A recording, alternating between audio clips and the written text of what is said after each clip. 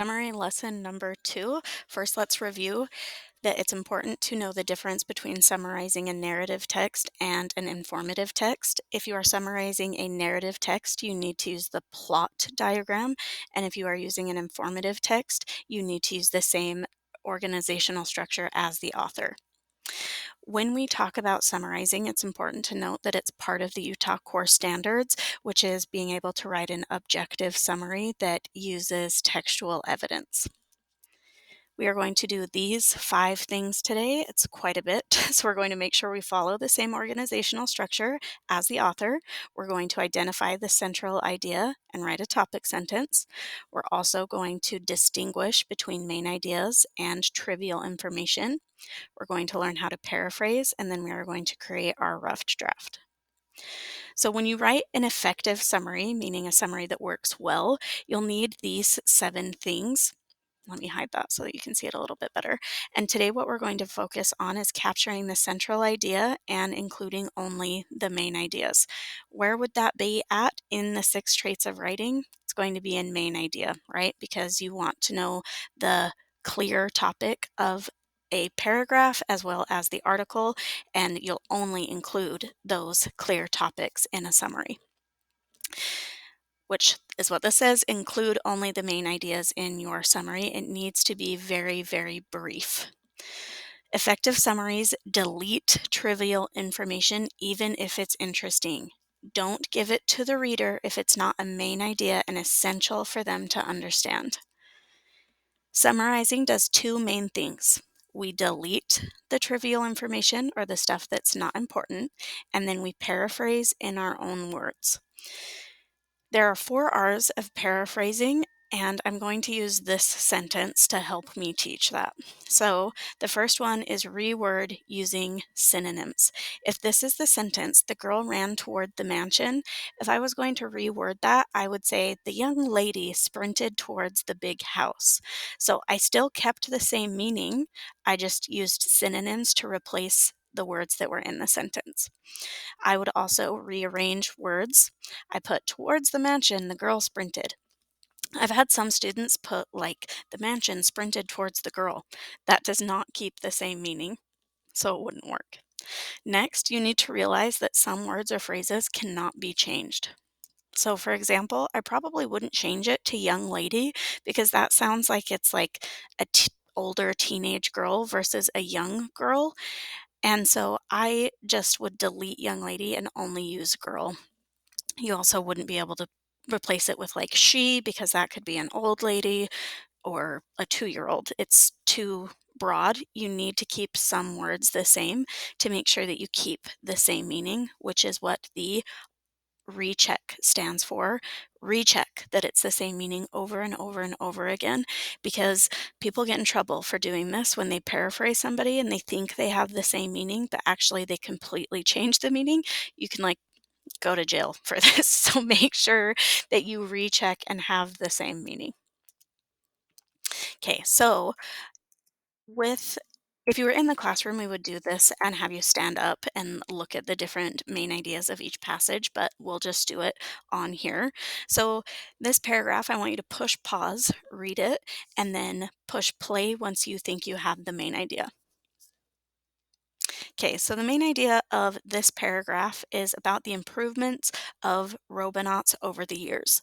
A lot of people will just say robonauts are robot astronauts because that's what it says in these first 2 sentences, but that's not what the rest of the paragraph is talking about. So it's really, really, really important that you make sure you get what the entire paragraph is talking about and not just the first part. Here's another one. Push pause, read it, and then when you feel like you have the main idea, push play.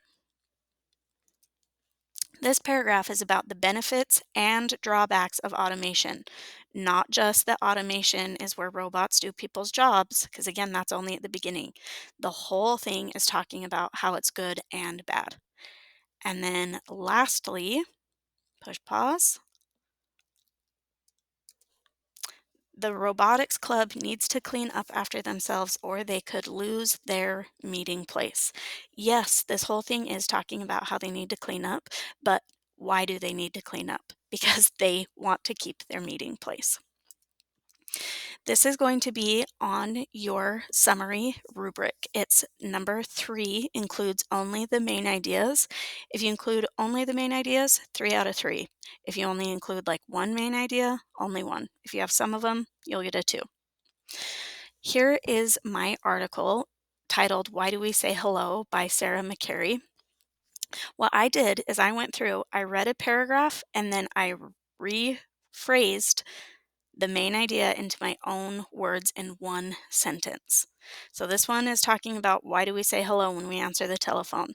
This paragraph is talking about before the telephone, the term hello was used to get someone's attention. This paragraph, in my own words, is talking about how Alexander Graham Bell was said to be the first inventor, but many were working on the telephone. This paragraph is talking about when phones were first invented, an operator would connect your call, but people didn't know what to say when the other people answered. This paragraph is talking about how ahoy was first suggested by Bell as the word to use to answer, but was quickly replaced with Edison's suggestion of hello. This paragraph is talking about how hello is the standard way to greet people on the phone. And this paragraph is talking about how things were different. We might say ahoy. All of those things are in my own words. Now, remember, a summary does 2 things. It paraphrases the information in your own words, but now I also have to delete the things that aren't important.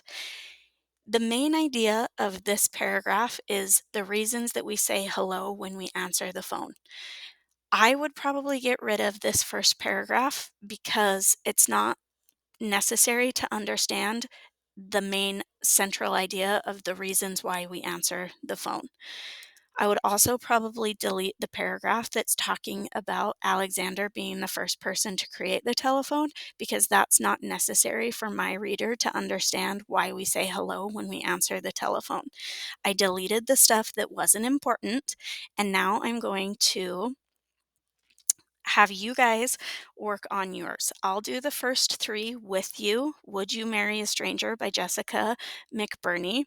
So it says, while they are unpopular in the United States, arranged marriages still exist in some places around the world today. An arranged marriage, as it's most commonly known, is one in which the parents select the spouse for their children.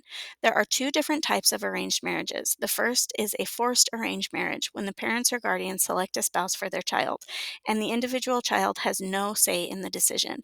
In the second type, the child is allowed to meet the selected spouse in advance, and perhaps go on a few family outings together before they have the power to approve or reject the parent's selection. The latter type of arranged marriage tends to be more common, especially in the 21st century. So I just put there are 2 types of arranged marriages, one where the parents choose, and the second the child can say yes or no.